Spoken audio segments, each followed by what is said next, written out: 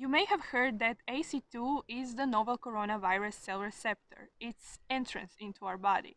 But it is not the only one. The novel coronavirus binds to one of the endothelial glycocalyx components as well. Before I dig any deeper, I have a disclaimer. I am not a virologist. My background is nutrition science, and as I said very rapidly in the last video, my primary interest is the endothelial glycocalyx. As I was studying it, I could not help but notice that it might be connected to the pathophysiology of COVID-19. I wrote one speculative article in the beginning of 2020, and by now some of my predictions were confirmed. So I wanted to share more details. Perhaps my point of view will be useful to someone more experienced than me. Keep in mind that my predictions are in large part theoretical. One team of scientists confirmed that the novel coronavirus binds to heparan sulfate. Heparan sulfate is one of the endothelial glycocalyx components. Most of the components of this layer are made of proteoglycan backbones, which have plenty of glycosaminoglycan binding sites. One of the glycosaminoglycans is heparan sulfate. Actually, it is the most abundant one. More than 50% of the total glycosaminoglycan pool belongs to heparan sulfate. Simplified figures such as this one make it easier for a scientist to pinpoint the most important structures of the study and the most important points, but they don't do any justice to the endothelial glycocalyx. Look at this study, for example. The team behind it found that average length of the endothelial glycocalyx is around 800 nanometers in humans, in conditions very close to in vivo conditions. In vitro, so studying cultured cells, this whole structure was 20 nanometers thick, with just a few filaments extending up to 100 nanometers. Huge difference! Mimicking in vivo conditions is hard to achieve, so the norm was to study the glycocalyx in vitro. This is one of the reasons why this structure is put on the sidelines. Its size is often underestimated. As you can see, SARS-CoV-2 binds to heparan sulfate and can be internalized to wreak havoc to our body. Perhaps heparan sulfate acts as an anchor, putting the virus in the right conformation so it can be attached to AC2 more easily.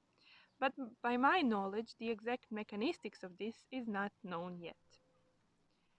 After hearing this, you may think that having less heparan sulfate is better, but that is not the case. People with diabetes, hypertension, atherosclerosis, chronic kidney disease, and other chronic conditions seem to suffer greater consequences of COVID-19. At the same time, the endothelial glycocalyx in these diseases is often destabilized and destroyed. Healthy people have more heparan sulfate and fuller, more extended endothelial glycocalyx. One explanation for these epidemiological findings could be that more heparan sulfate on the surface of an individual cell leads to more viruses being internalized into that cell. Locally, there is a decrease in heparan sulfate, so the body can then sense that something strange is happening in that cell. So the process of apoptosis can occur more easily to prevent the replication of the virus. If heparan sulfate is scarce, it would take more cells to engulf the same amount of the virus, and a larger area would be affected. One of the adverse symptoms of COVID-19 is sepsis and sepsis-induced respiratory distress syndrome. This syndrome is marked by acute inflammation and release of a large number of inflammatory cytokines and other mediators. Among other things that this level of inflammation does to the body, it massively destroys the endothelial glycocalyx. In the state of inflammation, the body secretes proteolytic enzymes that cut the glycocalyx components, which become free and sail away through the bloodstream. When this happens, the endothelial cells become exposed and without protection. The blood components can interact with them more easily. Platelets can be activated and blood clots could be created. Blood clots are seen in 20% of the people hospitalized for COVID-19, and it is defined as one of the symptoms. Is there anything we can do to prevent this from happening? First thing I would recommend is to increase our knowledge about the endothelial glycocalyx and increase funding in this area of research. It seems that this structure could be important in battling with this pandemic and any other future ones, but at this point we are swimming in the dark. The most researched area regarding glycocalyx is sepsis, where scientists are looking at potential treatments to regenerate this layer.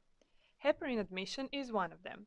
There are others, of course, for example, inhibition of proteolytic enzymes that cleave the glycocalyx components. I believe these findings are not universally applied to COVID-19 treatment, but maybe they should be. One other thing we can do in the long run is protect our endothelial glycocalyx from being destabilized, but more on that in future videos. Thank you for staying until the end. Stay safe, everybody!